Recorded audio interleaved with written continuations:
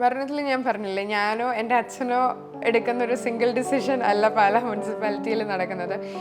ഞാൻ അത് പൊളിറ്റിക്സിൽ ആദ്യമായിട്ടാണെങ്കിലും എനിക്ക് പാലയിലെ രാഷ്ട്രീയ സാഹചര്യം തദ്ദേശമാണെങ്കിലും കുറച്ചുകൂടെ വലുതാണ്, എനിക്ക് അത്യാവശ്യം നന്നായിട്ട് അറിയാവുന്ന ഒരാളാണ്. നമുക്കറിയാം പ്രായം കുറവാണെന്ന് പറഞ്ഞു. അപ്പം ആ പ്രായം കുറവായത് ഒരു പോരായ്മയായിട്ട് ആരെങ്കിലും ചൂണ്ടിക്കാണിക്കുകയാണെങ്കിൽ അവർക്കിപ്പോൾ എന്തെങ്കിലും പ്രവൃത്തി കൊണ്ടോ അല്ലെങ്കിൽ എന്തെങ്കിലും ഒരു മറുപടി പറയാനുണ്ടോ? ഏജ് എന്നുള്ളൊരു ഫാക്ടർ മാത്രം എടുത്ത് മുൻവിധിയോടെ വിലയിരുത്തും, അല്ലെങ്കിൽ ഈ കുട്ടിക്കും 21 വയസ്സേ ഉള്ളൂ, സോ ഈ കുട്ടിയും ഫെയിൽ ആവും എന്ന് പറയുമ്പോൾ നമ്മളൊരു പ്രിജുഡൈസ് വെച്ചൊരു കാര്യത്തെ വിലയിരുത്തുമ്പോൾ തന്നെ അതൊരു ഫോൾട്ട് ആയിട്ടുള്ളൊരു വിലയിരുത്തലാവുന്നു എന്ന് ഞാൻ വിശ്വസിക്കുന്നു. നെഗറ്റിവിറ്റി അല്ലെങ്കിൽ സോഷ്യൽ മീഡിയ കാണും, ബട്ട് അതെന്നെ എഫക്റ്റ് ചെയ്യാറില്ല. ഞാൻ അത് ഒത്തിരി നോക്കാറില്ല. ഞാൻ ഫേസ് ചെയ്യുന്നതൊരു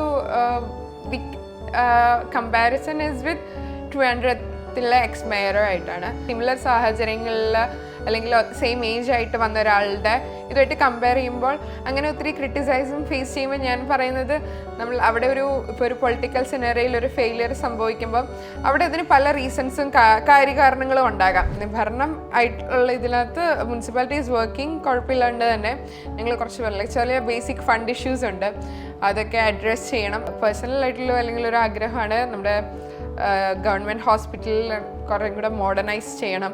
26ന് ഞങ്ങളുടെ കൗൺസിൽ ഇലക്ട് ആയതിനു ശേഷം ഇനി ഞങ്ങളുടെ focus is on the rest of the കാര്യങ്ങൾ. ബാക്കിയുള്ള കാര്യങ്ങളൊക്കെ we are leaving it behind. അപ്പം നമ്മളോടൊപ്പം ഉള്ളത് പാലാ നഗരസഭയിലെ തന്നെ ചെയർപേഴ്സൺ ആയിട്ടുള്ള ദിയ പുളിക്കക്കണ്ടാണ്. അതായത് ഇന്ത്യയിലെ തന്നെ ഏറ്റവും പ്രായം കുറഞ്ഞ ചെയർപേഴ്സൺ. അപ്പം നമസ്കാരം. അപ്പം നമുക്കറിയാം ഇത് ആദ്യത്തെ തിരഞ്ഞെടുപ്പായിരുന്നു. ഈ ആദ്യത്തെ തിരഞ്ഞെടുപ്പിൽ തന്നെ ഒരു നഗരസഭ അധ്യക്ഷ, ഒരു ചെയർപേഴ്സൺ ആയിട്ട് വന്നിരിക്കുകയാണ്. അപ്പം എങ്ങനെയാണ് ഇതിനെ നോക്കിക്കാണുന്നത്? അതായത് ഫസ്റ്റ് തന്നെ തിരഞ്ഞെടുപ്പിൽ വിജയിച്ചു, ചെയർപേഴ്സൺ ആയി. അപ്പോൾ ആ ഒരു ലൈഫിൽ ഇതിപ്പം ഈ ഭരണത്തിലൊക്കെ എങ്ങനെയുണ്ട് എക്സ്പീരിയൻസ്? ഇപ്പം കയറിയിട്ട് 1 മന്ത് ആവുന്നു. ഒരു വലിയ റെസ്പോൺസിബിലിറ്റിയാണ്, ഒത്തിരി ഡ്യൂട്ടീസ് ഉണ്ട്, അത് ഞാൻ മനസ്സിലാക്കുന്നു. അപ്പോൾ എൻ്റെ കൂട്ടത്തിലുള്ള 25 കൗൺസിലർമാരുടെയും സപ്പോർട്ടുണ്ട്. അവർ വളരെ എക്സ്പീരിയൻസ്ഡ് ആയിട്ടുള്ള നോളജബിൾ ആയിട്ടുള്ള ആൾക്കാരുണ്ട്. അപ്പോൾ അവരുടെ എക്സ്പീരിയൻസ് മുതൽക്കോട്ടായിട്ട് എടുത്തുകൊണ്ട് തന്നെയാണ് മുന്നോട്ട് കൊണ്ടുപോകുന്നത്. പിന്നെ ചെറുതായിട്ടുള്ള ബേസിക് കാര്യങ്ങൾ ഇപ്പം ചെയ്ത് തുടങ്ങി. അപ്പോൾ ഇപ്പം നല്ല രീതിയിൽ തന്നെ പോകുന്നു. ഇനിയും മുന്നോട്ട് ഇങ്ങനെ തന്നെ പോകാൻ പറ്റട്ടെ എന്ന് പ്രാർത്ഥിക്കുന്നു. ഇപ്പം നമുക്കറിയാം പ്രായം കുറഞ്ഞ ചെയർപേഴ്സൺ ആണ്. അപ്പം അതിൽ നിന്നും മാറിയിട്ട് ഇപ്പം പാലായിലെ നിലവിലുള്ള ഭരണത്തിൽ ഒരുപാട് മാറ്റങ്ങൾ ആവശ്യമായിട്ടുണ്ട്. അപ്പം ബേസിക്കായിട്ട് പാലായുടെ ഒരു വികസനത്തിന് വേണ്ടിയിട്ട് കൊണ്ടുവരാൻ ഉദ്ദേശിക്കുന്ന എന്തെങ്കിലും പദ്ധതികളോ കാര്യങ്ങളൊക്കെ ഉണ്ടോ? ബേസിക്കലി ഒരു ബേസിക് അമ്യൂണിറ്റീസ് ഉറപ്പാക്കുക എന്ന് തന്നെയാണ് ഞങ്ങളുടെ എല്ലാവരുടെ ഒരു ഫസ്റ്റ് പ്ലാൻ. ലൈക്ക് ജനറൽ ആയിട്ടുള്ള അമ്യൂണിറ്റീസ്, ഇപ്പം എന്താ പറയുന്നത്, ക്ലീൻ ആക്കുക. ഇപ്പം നമ്മുടെ അല്ലെങ്കിൽ കൊട്ടാരമറ്റം ബസ് സ്റ്റാൻഡ് ഉണ്ട്, അവിടുത്തെ ഫാനും ലൈറ്റും പോയിട്ട് കുറേ വർഷങ്ങളായി. അവിടെ ഒരു ഹൈമാസ് ലൈറ്റ് കൊണ്ടുവരിക, അവിടുത്തെ ഫാനൊക്കെ ക്ലീൻ ചെയ്ത് പുതിയത് പിടിപ്പിക്കുക. അല്ലെങ്കിൽ അവിടെ ഉണ്ടാകുന്ന കുറച്ച് ഗതാഗതക്കുരുത്ത്, അങ്ങനത്തെ കുറച്ച് വിഷയങ്ങളുണ്ട്, അതൊക്കെ അഡ്രസ്സ് ചെയ്യുക. പിന്നെ കുറച്ച് ടോയ്ലറ്റ്സ് റീഓപ്പൺ ചെയ്യുന്ന പ്ലാൻസ് ഉണ്ട്, കുറച്ച് ക്യാമറാസ്, അങ്ങനെ കുറച്ച് ബേസിക് ആയിട്ടുള്ള കാര്യങ്ങൾ. We are starting from the base. Okay. അപ്പം നമുക്കറിയാം, ഇപ്പം അച്ഛൻ്റെ കാര്യം എടുക്കുകയാണെങ്കിൽ തന്നെ അറിയാം, സാർ ഒരുപാട് പ്രശ്നങ്ങളിലൂടെയൊക്കെ കടന്നു പോയിട്ടുള്ള രാഷ്ട്രീയത്തിൽ തന്നെ. അപ്പം ആ ഒരു റീസണൊക്കെ ഇൻഫ്ലുവൻസ് ചെയ്തിട്ടുണ്ടോ രാഷ്ട്രീയത്തിലേക്ക് പ്രവേശിക്കുമ്പോൾ? കാരണമായിട്ടുണ്ടോ? രാഷ്ട്രീയ പ്രവേശനത്തിന് അതൊരു പ്രത്യേക സാഹചര്യത്തിൽ ഒരു ഇലക്ഷന് വേണ്ടി നിന്നിരുന്ന ഒരാളാണ്. അപ്പോൾ നിൽക്കാൻ ആ ഒരു സാഹചര്യം കിട്ടിയപ്പോൾ എൻ്റെ മനസ്സിലുണ്ടായിരുന്നത് ഒബ്വിയസ്ലി ജയിക്കണം. അപ്പോൾ എൻ്റെ ആ വാർഡിലുള്ള ജനങ്ങളുടെ പിന്തുണ കൊണ്ടാണ് അവിടെ നിൽക്കാൻ സാധിച്ചതും അവരുടെ പ്രാർത്ഥനയും അവരുടെ സപ്പോർട്ടും കൊണ്ടാണ് ജയിക്കാൻ സാധിച്ചതും. സോ എൻ്റെ കമ്മിറ്റ്മെൻറ്റ് ഇസ് ടുവേർഡ്സ് ദം. അല്ലാണ്ട് കുറേ രാഷ്ട്രീയ politics, there is so much politics. അപ്പം ആ ഒരു പൊളിറ്റിക്സ് എന്നെ ഒത്തിരി എഫക്റ്റ് ചെയ്യാണ്ട് ആൾക്കാരെ കൂടുതൽ ഫോക്കസ് ചെയ്തായിരിക്കണം അല്ലോ നമ്മളുടെ രാഷ്ട്രീയം. അപ്പം അച്ഛൻ ഒരുപാട് രാഷ്ട്രീയത്തിൽ ഒരുപാട് അനുഭവങ്ങളും അതുപോലെ എക്സ്പീരിയൻസ് ഒക്കെ ഉണ്ട്. അപ്പം അതിൽ അച്ഛൻ്റെ കൂടുതൽ നിർദ്ദേശങ്ങളാണോ അതോ ദിയയുടേതായിട്ടുള്ള നിർദ്ദേശങ്ങൾക്കാണോ കൂടുതൽ പ്രാധാന്യം നൽകുന്നത് ഭരണത്തിൽ? ഞാൻ പറഞ്ഞില്ലേ, ഞാനോ എൻ്റെ അച്ഛനോ എടുക്കുന്ന ഒരു സിംഗിൾ ഡിസിഷൻ അല്ല പാലാ മുനിസിപ്പാലിറ്റിയിൽ നടക്കുന്നത്. ഈവൻ ആസ് എ ചെയർപേഴ്സൺ എൻ്റെ ഒരു ഒറ്റ ഡിസിഷൻ അല്ല. ഞങ്ങൾ ഭരണപക്ഷത്ത് 14 പേരുണ്ട്, അല്ലെങ്കിൽ ഞങ്ങൾ കൗൺസിൽ ഉൾപ്പെടെ മൊത്തം 26 പേരുണ്ട്. ഇപ്പം ഞങ്ങളുടെ ഡിസിഷൻസ് എല്ലാം അങ്ങനത്തെ, ഇപ്പോൾ കൗൺസിൽ തീരുമാനങ്ങളിൽ അല്ലെങ്കിൽ കൗൺസിലിൽ വന്ന അജണ്ടകൾ അങ്ങനെയായിരിക്കും തീരുമാനങ്ങൾ എടുക്കുന്നത്. അല്ലെങ്കിൽ ഞങ്ങളുടെ ഒരു തീരുമാനം എന്ന് പറയുമ്പം UDFൻ്റെ ഒരു തീരുമാനങ്ങളായിരിക്കും. ഞങ്ങൾ ഈ 14 പേരും നാടിൻ്റെ നന്മയ്ക്കായിട്ടുള്ള ഒരു വികസനത്തിൻ്റെ പ്രയോറിറ്റി കൊടുക്കുന്ന തീരുമാനങ്ങളായിരിക്കും എടുക്കുന്നത്. നിലവിൽ എന്തൊക്കെ ഒരു ചെയർപേഴ്സൺ എന്ന നിലയിൽ എന്തെങ്കിലും വെല്ലുവിളികൾ അഭിമുഖീകരിക്കുന്നുണ്ടോ ഇപ്പോൾ ഭരണത്തിൽ? ഇതുവരെ ഇല്ല. ഒബ്വിയസ്ലി നെഗറ്റിവിറ്റി അല്ലെങ്കിൽ സോഷ്യൽ മീഡിയ കാണും, ബട്ട് അതെന്നെ എഫക്റ്റ് ചെയ്യാറില്ല. ഞാൻ അത് ഒത്തിരി നോക്കാറില്ല. ബട്ട് സോഫാർ കുഴപ്പമില്ല. എന്താ പറയുന്നത്, ഭരണം ആയിട്ടുള്ള ഇതിനകത്ത് മുനിസിപ്പാലിറ്റി ഈസ് വർക്കിംഗ് കുഴപ്പമില്ലാണ്ട് തന്നെ. ഞങ്ങൾ കുറച്ച് ചെറിയ ബേസിക് ഫണ്ട് ഇഷ്യൂസ് ഉണ്ട്, അതൊക്കെ അഡ്രസ്സ് ചെയ്യണം. അങ്ങനത്തെ കുറച്ച് ഇപ്പം ആ ഒരു ഇലക്ഷൻ ഗ്ലാമർ എല്ലാം അവിടെ കഴിഞ്ഞു. അപ്പോൾ ഇലക്ഷൻ്റെ പിറ്റേ ദിവസം തൊട്ട് അല്ലെങ്കിൽ 26th ഞങ്ങളുടെ കൗൺസിൽ ഇലക്ട് ആയതിനു ശേഷം ഇനി ഞങ്ങളുടെ focus is on the rest of the കാര്യങ്ങൾ. ബാക്കിയുള്ള കാര്യങ്ങളൊക്കെ we are leaving it behind. അപ്പം നിലവിലെ പാലാ നഗരസഭയിലെ കേരള കോൺഗ്രസ് എമ്മിൻ്റെ ഒരു ഭരണമായിരുന്നു. അപ്പം നമുക്ക് പറയാം അത് അട്ടിമറിച്ചിട്ടാണ് അധികാരത്തിലേറിയെന്ന് പറയാം. കാരണം ആ ഒരു ഭരണത്തിൽ നിന്ന് മാറി സ്വതന്ത്രമായിട്ട് വിജയിച്ച് ഇപ്പം സ്വതന്ത്ര സ്ഥാനാർത്ഥിയായിട്ട് മത്സരിച്ചു വീണ്ടും നല്ല വിജയം നേടി ഇപ്പം നഗരസഭ അധ്യക്ഷ എന്നായിട്ട് നിൽക്കുകയാണ്. അപ്പം എന്താണ് ആ ഒരു അനുഭവം? ഞാൻ പൊളിറ്റിക്സിൽ ആദ്യമായിട്ടാണെങ്കിലും എനിക്ക് പാലായിലെ രാഷ്ട്രീയ സാഹചര്യം തദ്ദേശമാണെങ്കിലും കുറച്ചുകൂടെ വലുതാണ് എനിക്ക് അത്യാവശ്യം നന്നായിട്ട് അറിയാവുന്ന ഒരാളാണ്. ബിക്കോസ് ഞാൻ പാലക്കാരിയാണ് ബേസിക്കലി. അപ്പോൾ ഈ ഒരു കേരള കോൺഗ്രസ് അവർ ഫസ്റ്റ് ടൈമാണ് ഒപ്പോസിഷനിലിരിക്കുന്നത്. ബട്ട് അത് ഞങ്ങളെക്കാട്ടി കൂടുതൽ ഐ തിങ്ക് അതൊരു ജനങ്ങളുടെ ഹിതമാണ്. It's a democratic country, it's a democratic place. അപ്പം ജനങ്ങളുടെ തീരുമാനമായിരുന്നു അതിന്. ഐ തിങ്ക് അവർക്കൊരു മാറ്റം ആഗ്രഹിച്ചു. ആ ഒരു മാറ്റത്തിൽ ഐ തിങ്ക് ജനങ്ങളുടെ ഒരു തീരുമാനമായിട്ടാണ് ഞാൻ ഇതിനെ കണക്കാക്കുന്നത്. നമുക്കറിയാം അച്ഛൻ ബിനു പുളിക്കക്കണ്ടം, അതുപോലെ അച്ഛൻ്റെ സഹോദരൻ ബിജു പുളിക്കക്കണ്ടം കൗൺസിലിൽ നിൽക്കുക. അപ്പം നിങ്ങൾ 3 പേരും കൗൺസിലായിട്ട് നിൽക്കുമ്പം ആ ഒരു ഭരണത്തെ എങ്ങനെയാണ് കാണുന്നത്? 3 പേരും ഒരേ പ്രവർത്തിക്കുമ്പോൾ പാലാ നഗരസഭ. It's very exciting. ഒത്തിരി സന്തോഷം തോന്നുന്നു. It's A great opportunity. ഒരു വലിയ ഭാഗ്യമാണ്. ഒരു അച്ഛൻ്റെയും വലിയച്ഛൻ്റെയും കൂടെ ഒരു കൗൺസിലിൽ ഷെയർ ചെയ്യുക എന്ന് പറയുന്നത് ഒരു ദൈവനിയോഗമായിട്ട് കാണുന്നു. അത് ഇപ്പോൾ കഴിഞ്ഞിടയ്ക്ക് ഒരു വിഷയം ഉണ്ടായിരുന്നു പാലായിൽ. അതായത് ഇറച്ചികൾ വിൽക്കുന്ന കൂടുതലും ഒരു പ്രമുഖ സ്ഥാപനം കൂടുതൽ വില കൂട്ടിയതിൻ്റെ പേരിൽ ബാക്കി എല്ലാ ചെറുകിട വ്യവസായങ്ങളാണെങ്കിലും ഇങ്ങനെ ഇറച്ചിയുടെ വില കൂട്ടുന്നു എന്നൊരു പ്രശ്നം ഉണ്ടായിരുന്നു. അപ്പം അതിൽ നഗരസഭ ഇടപെട്ട് എല്ലാം ഒരേ റേറ്റ് തന്നെ ആയിരിക്കണമെന്ന് പറഞ്ഞിരുന്നു. അപ്പം ആ ഒരു പ്രശ്നത്തേക്ക് എങ്ങനെയാണ് അഭിമുഖീകരിച്ചത്? അത് ഞങ്ങളാണെങ്കിൽ ഒരു പരീക്ഷാടിസ്ഥാനത്തിൽ കൊടുത്തൊരു എന്താ പറയുന്നൊരു ഇതായിരുന്നു. ഞങ്ങൾക്ക് ആസ് എൻ മുനിസിപ്പാലിറ്റിക്ക് ഇതൊരു കർശനം ഇത് കൊടുക്കാനുള്ള റൈറ്റ് മുനിസിപ്പാലിറ്റിക്ക് ഇല്ല. അതൊരു ആ ഒരു ലോ പ്രകാരം ഞങ്ങൾക്കതില്ല. ബട്ട് ഒരു സ്ഥാപനം മൊണോപ്പോളി ആയിട്ട് വർക്ക് ചെയ്യുമ്പോൾ ബാക്കി എല്ലാ സ്ഥാപനങ്ങളും ഇതുപോലെ വില കൂട്ടാൻ ശ്രമിക്കുന്നതായിരിക്കും. അപ്പം പാലക്കാരെ സംബന്ധിച്ചിടത്തോളം ഞങ്ങൾ ഒത്തിരി ഞാനാണെങ്കിൽ ഞങ്ങൾ ഉൾപ്പെടെ ഞങ്ങളെല്ലാവരും പാലക്കാരാണ്. ബീഫും ചിക്കനും മീറ്റും ഇല്ലാണ്ട് ഞങ്ങൾക്ക് സൺഡേസ് ഇല്ല. അപ്പോൾ ഞങ്ങൾ ഉൾപ്പെടെ അപ്പോൾ അതൊരു ചെറുതായിട്ട് ബുദ്ധിമുട്ട് നേരിട്ട് വരുന്നുണ്ട്. ഇപ്പോൾ നമ്മൾ തൊട്ടടുത്ത് ഇപ്പോൾ തൊടുപുഴയ്ക്കോ പൈകയ്ക്കോ ഈരാറ്റുപേട്ടയിലോ പോയാൽ പോലും അവിടുത്തെ വില ഒരു ഡ്രാസ്റ്റിക് ഡിഫറൻസ്, ഒരു 100-150 ഡിഫറൻസ് ഉണ്ട്. അപ്പോൾ ഞങ്ങളാണെങ്കിൽ ഒരു പരീക്ഷാടിസ്ഥാനത്തിൽ നിങ്ങൾ ഇത് വില കുറയ്ക്കും, ബിക്കോസ് നാട്ടുകാർക്ക് ഒത്തിരി ബുദ്ധിമുട്ടുണ്ടാകുന്നു എന്ന് പറഞ്ഞൊരു ചെയ്ത കാര്യമാണ്. ബട്ട് അതിനകത്ത് ചിലവർ അത് അവർക്കത് ചെയ്യാൻ പറ്റില്ല എന്നുള്ളൊരു രീതിയിൽ അത് അവരുടേതായിട്ടുള്ള അവരുടെ പ്രോഫിറ്റ് ഇത്. അപ്പോൾ നമ്മളത് സംസാരിക്കുന്നുണ്ടായിരുന്നു. ഇപ്പം പഠിച്ചുകൊണ്ടിരിക്കുകയായിരുന്നു. അപ്പോൾ ഇനി മുന്നോട്ടുള്ള ഭാവിയിലെ പഠനങ്ങളൊക്കെ എങ്ങനെയായിരിക്കും? എൻ്റെ ചെയർപേഴ്സൺ ടേം 2 വർഷത്തേക്കാണ്. അത് കഴിയുമ്പോൾ വേറെ അടുത്ത ഒരു കൗൺസിലറായിരിക്കും ചെയർപേഴ്സണായിട്ടുള്ളത്. അപ്പം 2 ഇയേഴ്സിൽ എൻ്റെ pure focus will be on municipality. 2 വർഷം കഴിയുമ്പോൾ ഓൺലൈനായിട്ട് ഡിസ്റ്റൻറ്റ് PG ചെയ്യാനാണ് ഞാനിപ്പോൾ തീരുമാനിച്ചിരിക്കുന്നത്. അപ്പോൾ നേരത്തെ പറഞ്ഞു രാഷ്ട്രീയത്തിൽ അധികം സജീവമല്ലെങ്കിൽ പോലും പാലായിലെ രാഷ്ട്രീയം എന്താണെന്ന് അറിയാമായിരുന്നു എന്ന് പറഞ്ഞു. അപ്പം ഇപ്പോൾ അതിൽ നിന്ന് മാറി കൂടുതലും സജീവമായിട്ട് രാഷ്ട്രീയത്തിലോട്ട് പ്രവേശിച്ചിരിക്കുകയാണ്. അപ്പം അതെങ്ങനെയാണ് കാണുന്നത്? ഞാൻ രാഷ്ട്രീയം അറിയാം. നമ്മളെല്ലാവരും രാഷ്ട്രീയ നിരീക്ഷകരാണ്. നമ്മുടെ സ്വന്തം നാട്ടിൽ നടക്കുന്ന കാര്യങ്ങൾ എന്താണെന്ന് നമുക്ക് എല്ലാവർക്കും അറിയാം. ആ ഒരു രീതിയിലാണ് പറഞ്ഞത്.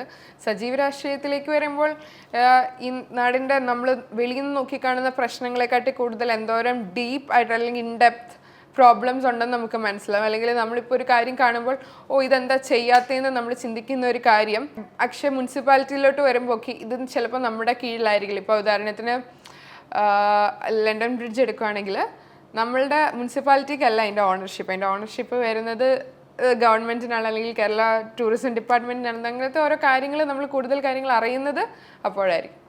ഓക്കെ, അപ്പോൾ ഈ പാലായിലെ ചെയർപേഴ്സൺ എന്ന നിലയിൽ ഏറ്റവും മനസ്സിൽ ആദ്യമായിട്ടുള്ള പാലായിൽ നടപ്പിലാക്കണമെന്ന് ഉദ്ദേശിക്കുന്ന 3 പദ്ധതികൾ ഏതൊക്കെയാണെന്ന് പറയാമോ? 3 കാര്യങ്ങൾ one will be waste disposal. നമ്മൾക്കിപ്പോൾ അതിൻ്റേതായിട്ടുള്ളൊരു പ്രോബ്ലംസ് ഉണ്ട്. നമുക്കതൊരു ഫണ്ട് ഇഷ്യൂസ് അല്ലെങ്കിൽ ക്ലീനിങ് സ്റ്റാഫ് ഇനഫ് ഇല്ലാത്തതിൻ്റെ ആയിട്ടുള്ള പ്രോബ്ലംസ് ഉണ്ട്. നമുക്ക് ഡംപിങ് ഗ്രൗണ്ട് ഇല്ല, അല്ലെങ്കിൽ ഇത് കോഴിക്കോട് കൊണ്ടുപോകുന്നതിൻ്റെ അങ്ങനത്തെ കുറച്ച് പ്രശ്നങ്ങളുണ്ട്. One will be that. The second will be അത് എൻ്റെ പേഴ്സണലായിട്ടുള്ള അല്ലെങ്കിൽ ഒരു ആഗ്രഹമാണ്. നമ്മുടെ ഗവൺമെൻറ് ഹോസ്പിറ്റലിൽ കുറേ കൂടെ മോഡേണൈസ് ചെയ്യണം. ഏതൊരു പ്രൈവറ്റ് സ്ഥാപനം പോലെ തന്നെ അത് മോഡേണൈസ് എക്യുപ്മെൻറ്റ്സ് ആണെങ്കിലും ബേസിക് കമ്മ്യൂണിറ്റീസ് ആണെങ്കിലും ഉയർത്തണം എന്നുള്ളത്. പിന്നെ third will be street lights and roads. ഇതൊക്കെയാണ് ഇപ്പം നമുക്കറിയാം, ദേശീയതലത്തിൽ നോക്കുകയാണെങ്കിൽ തന്നെ കൂടുതലും യുവാക്കൾക്ക് ഇപ്പോൾ പ്രാധാന്യം, കൂടുതലും യുവാക്കൾ രാഷ്ട്രീയത്തിലോട്ട് വരുന്നുണ്ട്. ഇപ്പം UDF തന്നെ ഒരു എടുക്കുകയാണെങ്കിൽ കൂടുതലും യുവാക്കൾക്ക്, മുതിർന്നവരെ മാറ്റി നിർത്തി കൂടുതലും യുവാക്കൾ വരണമെന്നുള്ളൊരു രീതി വരുന്നുണ്ട്. അപ്പം അങ്ങനെ നോക്കുമ്പോൾ കൂടുതലും യുവാക്കൾക്ക് എന്ത് നിർദ്ദേശമാണ് കൊടുക്കാനുള്ളത്? അതായത് രാഷ്ട്രീയത്തിലോട്ട് പ്രവേശിക്കാൻ ആഗ്രഹിക്കുന്നവർക്കോ അല്ലെങ്കിൽ പ്രത്യേകിച്ച് പെൺകുട്ടികൾക്കൊക്കെ? You are gonna face a lot of challenges. അപ്പം അതിനെന്തായാലും റെഡി ആയിരിക്കണം. ഒരു പ്രശ്നം വരുമ്പോൾ നേരിടാനുള്ളൊരു മനക്കെട്ടി കാണണം. പിന്നെ യങ് ആയിട്ട് you are gonna face criticism, അല്ലെങ്കിൽ you are gonna make mistakes. അപ്പോൾ തെറ്റുകൾ സംഭവിക്കുമെങ്കിലും അത് തിരുത്തി മുന്നോട്ട് കൊണ്ടുപോകാനുള്ളൊരു ആഗ്രഹവും കാണണം. പിന്നെന്താ, ബി ഹംബിൾ, അങ്ങനത്തെ കുറച്ച് കാര്യങ്ങൾ. പിന്നെ സ്റ്റാർട്ട് സ്ലോ, പയ്യെ സ്ലോ ആയിട്ട് ചെയ്ത് ആൾക്കാരുടെ ഒപ്പം തന്നെ പ്രവർത്തിക്കുക. ഇതൊക്കെയാണ് എനിക്ക്. അപ്പോൾ നമുക്കറിയാം പ്രായം കുറവാണെന്ന് പറഞ്ഞു. അപ്പം ആ പ്രായം കുറവായത് ഒരു പോരായ്മയായിട്ട് ആരെങ്കിലും ചൂണ്ടിക്കാണിക്കുകയാണെങ്കിൽ അവർക്കിപ്പോൾ എന്തെങ്കിലും പ്രവൃത്തി കൊണ്ടോ അല്ലെങ്കിൽ എന്തെങ്കിലും ഒരു മറുപടി പറയാനുണ്ടോ? ഞാൻ ഫേസ് ചെയ്യുന്നതൊരു comparison is with 200th ex mayor ആയിട്ടാണ്.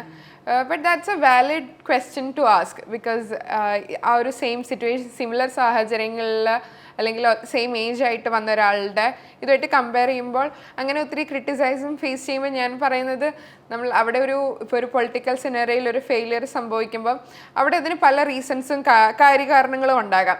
നമ്മൾ പല ഫാക്ടേഴ്സ് ഉണ്ടായിരിക്കാം. അത് ടെക്നിക്കലായിട്ടുള്ള ഇഷ്യൂസ് അല്ലെങ്കിൽ പാർട്ടി ഇഷ്യൂസ് ഓർ ആ പ്ലേസിൽ ഇഷ്യൂസ് വാട്ടെവർ കാണാം. അപ്പോൾ നമ്മളത് ഏജ് എന്നുള്ളൊരു ഫാക്ടർ മാത്രം എടുത്ത് മുൻവിധിയോടെ വിലയിരുത്തുമ്പോൾ, അല്ലെങ്കിൽ ഈ കുട്ടിക്കും 21 വയസ്സേ ഉള്ളൂ, സോ ഈ കുട്ടിയും ഫെയിൽ ആവും എന്ന് പറയുമ്പോൾ നമ്മളൊരു പ്രിജുഡൈസ് വെച്ചൊരു കാര്യത്തെ വിലയിരുത്തുമ്പോൾ തന്നെ അതൊരു തെറ്റായിട്ടുള്ളൊരു വിലയിരുത്തൽ അല്ലെങ്കിൽ ഒരു ഫോൾട്ട് ആയിട്ടുള്ളൊരു വിലയിരുത്തലാവുന്നു എന്ന് ഞാൻ വിശ്വസിക്കുന്നു. അപ്പോൾ ഗിവ് us ടൈം. ഇപ്പം ഞങ്ങളാണെങ്കിലും കയറിയതുള്ളൂ, കുറേ ഇഷ്യൂസ്, ഫണ്ട് ഇഷ്യൂസ് തന്നെ പല മുനിസിപ്പാലിറ്റിയിലും നന്നായിട്ടുണ്ട്. അപ്പോൾ പെട്ടെന്ന് വന്ന് ഇവിടെ എന്തെങ്കിലും മഹത്തരമായിട്ടുള്ള കാര്യങ്ങൾ കാണിക്കാനുള്ള പരിമിതികൾ ഞങ്ങൾ 14 അല്ലെങ്കിൽ ഞങ്ങൾ 26 കൗൺസിലേഴ്സിനുണ്ട്. ഞങ്ങൾ പയ്യെ അതെല്ലാ കാര്യങ്ങളും ചെയ്തു വരാൻ പറ്റുള്ളൂ. ഞങ്ങളുടെ ഒരു ആഗ്രഹം എന്ന് തന്നെ ബേസിക് ആയിട്ടുള്ള അമ്യൂണിറ്റീസ് ഉറപ്പ് വരുത്തുക, ഏറ്റവും അടിത്തട്ടിൽ നിന്ന് സ്റ്റാർട്ട് ചെയ്ത് ഇമ്പ്രൂവ് ചെയ്യുക എന്നുള്ളതാണ്. എൻ്റെ കാര്യത്തിലാണെങ്കിലും ഒരു മുൻവിധിയോടെ ചിന്തിക്കുന്നതിന് പകരം ഒരു അവസരം തരുവാണെങ്കിൽ എനിക്ക് I can do my best, അല്ലെങ്കിൽ ഐ ക്യാൻ പ്രൂവ് മൈസെൽഫ് എന്നുള്ളൊരു ആഗ്രഹമാണ് എനിക്കുള്ളത്. ഇപ്പം നമുക്കറിയാം പ്രായം കുറവാണ്, അപ്പോഴത്തേക്കും തന്നെ നമുക്കറിയാം ഒരു പുതിയ തലമുറയിലെ ജനറേഷൻ്റെ കാര്യങ്ങളൊക്കെ കൂടുതലും അറിയാൻ പറ്റും. അപ്പോൾ ആ ഒരു നിലയ്ക്ക് യൂത്തിലെ ആളുകൾക്ക് വേണ്ടിയിട്ട് അവർക്കിടയിൽ എന്തായിരിക്കും ഒരു യൂത്ത് കാർഡ് എന്നുള്ള നിലയിൽ അവർക്ക് വേണ്ടിയിട്ട് എന്തൊക്കെ വിപ്ലവകരമായിട്ടുള്ള മാറ്റങ്ങൾ കൊണ്ടുവരാൻ പറ്റുമെന്നാണ് പ്രതീക്ഷിക്കുന്നത്? ഐ തിങ്ക് ഇന്ത്യയിലെ യൂത്ത് ഫേസ് ചെയ്യുന്ന biggest issue is brain drain. അപ്പം നമ്മളുടെ ആൾക്കാർ അല്ലെങ്കിൽ നമ്മുടെ യൂത്ത് ഇവിടെ സ്കിൽഡ് ആയിട്ടുള്ള എക്സ്പീരിയൻസ്ഡ് ആയിട്ടുള്ള ആൾക്കാരാണെങ്കിൽ പോലും ഇവിടെ ഇനഫ് ഓപ്പർച്യൂണിറ്റീസ് കിട്ടാത്തതുകൊണ്ട് അവർ എബ്രോഡ് പോകുന്നു, അല്ലെങ്കിൽ അവരെ ഇവിടെ ഹോൾഡ് ബാക്ക് ചെയ്യാനുള്ള സംവിധാനം നമ്മൾക്കില്ല. നമുക്ക് ബേസിക് കമ്മ്യൂണിറ്റീസ് ഇല്ല, അല്ലെങ്കിൽ അവരുടെ സ്കിൽ സെറ്റിനുള്ള സാലറി നമുക്ക് കൊടുക്കാൻ സാധിക്കുന്നില്ല. അപ്പോൾ അത് മാറണമെന്ന് ഒത്തിരി പേഴ്സണലി ആണെങ്കിൽ ഒത്തിരി ആഗ്രഹിക്കുന്ന ഒരാളാണ് ഞാൻ. കാരണം ഇന്ത്യ വളരണമെങ്കിൽ നമ്മളുടെ ആൾക്കാർ ഇവിടെ തന്നെ നിന്ന് ആ ഒരു ഇൻകം നമ്മളുടെ GDP-യിലേക്ക് കോൺട്രിബ്യൂട്ട് ആയാലേ പറ്റുള്ളൂ. ബട്ട് അത് നടക്കുന്നില്ല. ആ ഒരു എന്താ പറയുക, പക്ഷെ അതിനാണെങ്കിൽ നമ്മൾ വ്യവസായങ്ങളായിട്ട് ടൈപ്പ് ചെയ്ത് ജോബ് ഓപ്പർച്യൂണിറ്റീസ് ക്രിയേറ്റ് ചെയ്യണം, നമ്മുടെ ബേസിക് ഫെസിലിറ്റീസ് ഇമ്പ്രൂവ് ചെയ്യണം, അങ്ങനത്തെ കുറേ കാര്യങ്ങളുണ്ട്. സോ ജോബ് ഓപ്പർച്യൂണിറ്റീസ് ക്രിയേറ്റ് ചെയ്യുക എന്നുള്ളൊരു ആഗ്രഹമുണ്ട്. മാത്രമല്ല the second thing will be safety and security. അത് സ്ത്രീകളും കുട്ടികളും മാത്രമല്ല, പുരുഷന്മാരാണേലും മുതിർന്നവരാണേലും ഒരു safety security is A huge thing. അത് ഉറപ്പ് വരുത്തണമെന്നൊക്കെ ആഗ്രഹമുണ്ട്. ഇപ്പം വീട്ടിലാണെങ്കിൽ അപ്പം ബിനു പുളിക്കക്കണ്ട സാറുമായിട്ട് അച്ഛനും മോളും ഇവിടെ വരുമ്പം സീനിയർ കൗൺസിലറും അതുപോലെ ചെയർപേഴ്സണും. അപ്പോൾ ആ ഒരു കമ്പാരിസൺ എങ്ങനെയാണ്? ഇറ്റ്സ് എന്താ പറയുന്നത്, ഇറ്റ്സ് ഫണി. ഐ തിങ്ക് കൗൺസിലിൽ ഇരിക്കുമ്പം അല്ലെങ്കിൽ ഞാൻ അധ്യക്ഷയായിട്ടിരിക്കുമ്പം അച്ഛനെന്ന് അച്ഛനെന്ന് കയറി വന്നാലും I should address him as A councillor. അതിപ്പോൾ അവിടെ ഏറ്റവും മുതിർന്ന കൗൺസിലറിനെ ഞാൻ വിളിക്കുന്നത്, കൗൺസിലിൽ ഇരിക്കുമ്പോൾ ഞാൻ കൗൺസിലർ ഷാജു അങ്കിൾ എന്നാണ് വിളിക്കുന്നത്. ഇവർ എല്ലാവർക്കും എനിക്ക് അങ്കിൾമാരും ആൻറ്റിമാരും പിന്നെ ചേച്ചിമാരും ഉണ്ട്. അല്ലെങ്കിൽ അച്ഛനെ ആണെങ്കിലും കൗൺസിലർ എന്നാണ് അഡ്രസ്സ് ചെയ്യാന്ന്. ബട്ട് ലൈക്ക് ഒരു പവർ ഡിഫറൻസ് വരുന്നില്ല, ബിക്കോസ് ഇവരെല്ലാവരും എൻ്റെ സഹപ്രവർത്തകരാണ്. അല്ലാണ്ട് ഒരു പവർ ഡിഫറൻസ് അച്ഛനൊന്നും മാത്രമല്ല, അവർ വേറെ ആരായിട്ട് ഒപ്പോസിഷനിലിരിക്കുന്ന ആൾക്കാരുമായിട്ടും എനിക്ക് തോന്നാറില്ല. നമ്മൾ ഒരു അധ്യക്ഷ എന്ന് പറയുമ്പോൾ അതിൻ്റേതായിട്ടുള്ള ഇതുണ്ട്, പക്ഷേ ഒരു പവർ ഡിഫറൻസ് അല്ലെങ്കിൽ ഒരു ഡൈനാമിക് അങ്ങനത്തെ ഡിഫറൻസ് ഒന്നുമില്ല. They are also my colleagues. അപ്പോൾ ആ ഒരു റെസ്പെക്ട് ഇൻ ആൻഡ് ഔട്ട് ഉണ്ട്. സോ യുനോ, ഇപ്പം അച്ഛൻ്റെ ഒരുപാട് അനുഭവ പരിചയമൊക്കെ ഉണ്ടല്ലോ, അപ്പം ആ അച്ഛൻ്റെ എന്ത് ഗുണമാണ് ഇപ്പം രാഷ്ട്രീയത്തിൽ മാതൃകയാക്കാനായിട്ട് എന്തെങ്കിലും ഗുണങ്ങൾ ആഗ്രഹിക്കുന്നുണ്ടോ, മാതൃകയാക്കണം എന്നുള്ള മനസ്സിൽ? Obviously is a very senior councillor. അപ്പോൾ ഒത്തിരി കാര്യങ്ങൾ he is my role model. But I think ഏറ്റവും ഞാൻ ഹോൾഡ് ഓൺ ചെയ്യുന്ന ഒരു കാര്യം എന്ന് പറയുന്നത് is staying strong despite the adversaries you are gonna face.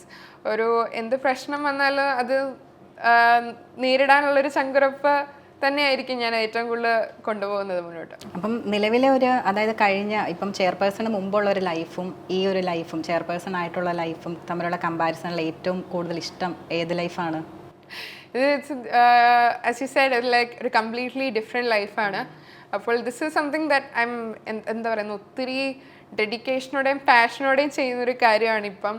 I think ബാക്കി ഇതുവരെ ലൈഫിൽ എന്തൊക്കെ ചെയ്തിട്ടുണ്ടോ അതിൽ ഒത്തിരിയും പാഷനേറ്റ് ആയിട്ട് ചെയ്യുന്നൊരു കാര്യമാണ് ഇപ്പോൾ പൊതുപ്രവർത്തനം എന്ന് പറയുന്നത്. അതൊരു സർവീസ് ആയിട്ടാണ് കാണുന്നത്, അതൊരു പബ്ലിക് എന്താ പറയുന്നത് ഒരു ഡ്യൂട്ടി ആയിട്ടാണ് ഞാൻ ഈ സർവീസിനെ കാണുന്നത്. സോ ഒബ്വിയസ്ലി ഇതാണല്ലോ. ഇപ്പം നമുക്കറിയാം ബിനു പുളിക്കക്കണ്ട സാറാണെങ്കിലും സ്വതന്ത്രനായിട്ടും ഒരുപാട് പാർട്ടിക്ക് പിന്തുണ നൽകി നിന്നിട്ടുള്ള ഒരാളാണ്. അപ്പം ദിയയുടെ ഒരു പേഴ്സണൽ ചോയ്സിൽ ഏത് പാർട്ടി ആയിരിക്കും, BJP അല്ലെങ്കിൽ UDF, LDF, അതിലേതായിരിക്കും കൂടുതലും ഒരു ഇൻട്രസ്റ്റ് തോന്നിയിട്ടുള്ള, അങ്ങനെ ഏതെങ്കിലും ഒരു പാർട്ടിയോട് തോന്നിയിട്ടുണ്ടോ? ഞാൻ കുഞ്ഞുനാളിൽ തൊട്ടേ ഞാൻ പൊളിറ്റിക്കൽ അല്ലായിരുന്നു. Obviously I have my political believes. ഞാൻ മാത്രമല്ല, ഞാനൊരു ജെൻസിയിൽ വളർന്നു വന്നൊരു സാഹചര്യം അനുസരിച്ച് I have my progressive views, I have my liberal views. അപ്പം ഞാൻ ഒരിക്കലും ഒരു ഇന്ന പാർട്ടിയായിട്ട് ഒരിക്കലും അഫിലിയേറ്റഡ് ആയിരുന്നില്ല. ബട്ട് ഞാൻ സ്വതന്ത്രമായിട്ടാണ് ജയിച്ചത്. ഞങ്ങൾ 3 പേരും പൂർണ്ണ സ്വതന്ത്രമായിട്ടാണ് ജയിച്ചത്.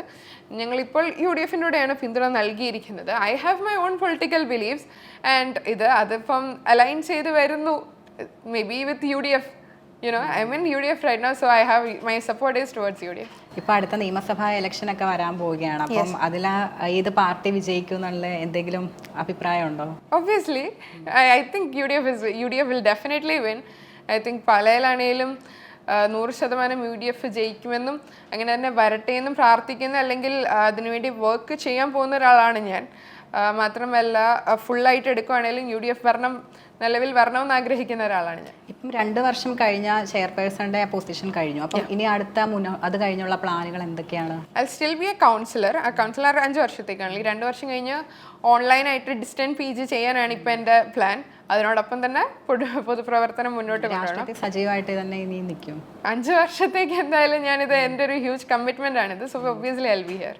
ഇനി അടുത്ത നിയമസഭാ ഇലക്ഷനിൽ മത്സരിക്കുക, അങ്ങനെ എന്തെങ്കിലും പ്ലാനുകൾ, ആഗ്രഹം വല്ലതും ഉണ്ടോ? I think you're looking too far ahead. ഞാനിപ്പോൾ ഒരു 5-year പ്ലാനിലേ എനിക്കുള്ളൂ. അത് കഴിഞ്ഞിട്ടുള്ള കാര്യങ്ങൾ the things ahead. ഓക്കെ, അപ്പം ഇനിയും നല്ല രീതിയിൽ പാലായുടെ വികസനത്തിനായിട്ട് പ്രവർത്തിക്കാൻ കഴിയട്ടെ എന്ന് ആശംസിക്കുന്നു. Thank you so much.